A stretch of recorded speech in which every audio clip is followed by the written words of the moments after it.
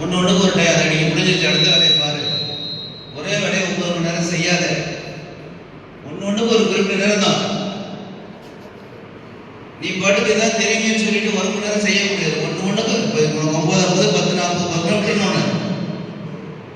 அது மாதிரி அதுக்கு ஒரு 3 டைம் வச்சுருங்க. அந்த டைம் செட் பண்ணா அதோட முடியும். அதுக்குள்ள முடியும்னு அர்த்தம்.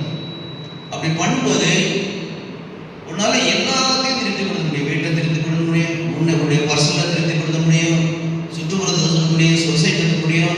என்ன இன்னைக்கு என்ன செய்யணுங்கிற பிளானிங்கோட வந்துட்டீங்கன்னா இங்கே வந்து டென்ஷன் இருக்காது. எதனால டென்ஷன் வருதுன்னா இது இது it is not the predetermined, it is not the program.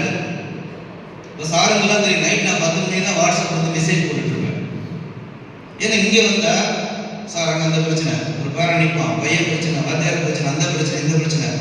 அது ப்ராப்ளம் சொல்யூஷன் டைம் ஆகும். உங்களுக்கு குரூப்பில் போனோம்னா 10 மணி தான் போட்டுருப்பேன் வாய்ஸ் தெரிச்சு. ஸோ நைட்டு ஃப்ரீயாக இருக்கும்போது யாரும் 10லேருந்து காலையில் 6 வரைக்கும் அதை தொலை பண்ண முடியுமா? ஒன்று பண்ணுவாங்களா? தொலை பண்ணுவாங்களா? நைட்டு 10லேருந்து காலையில் 6 வரைக்கும் மாடிதானே நிறைய தொலை பண்ண முடியுமா? நீயே தொலை பண்ணிட்டாங்க. அந்த டைமில் நீ கொஞ்சம் உனக்கு எடுத்துக்கிட்டு வாழ்க்கையை கொஞ்சம் முன்னோக்கி எடுத்துக்கிட்டு பாருங்க. அதுக்கான சின்ன சின்ன டிப்ஸ் இருக்கும். பெருசாக நாங்கள் ஃபுல் கோச்சிங் கொடுக்க போகிறது கிடையாது. Just small tips. பட் நாங்கள் கடந்து வந்த பாதைக்குள்ள என்ன செஞ்சோன்னு நான் சொல்றேன். நல்லா இன்னைக்கு முதல் காலையில் ஒரு 3/4 மணி நேரம் நடந்துட்டு வரேன்.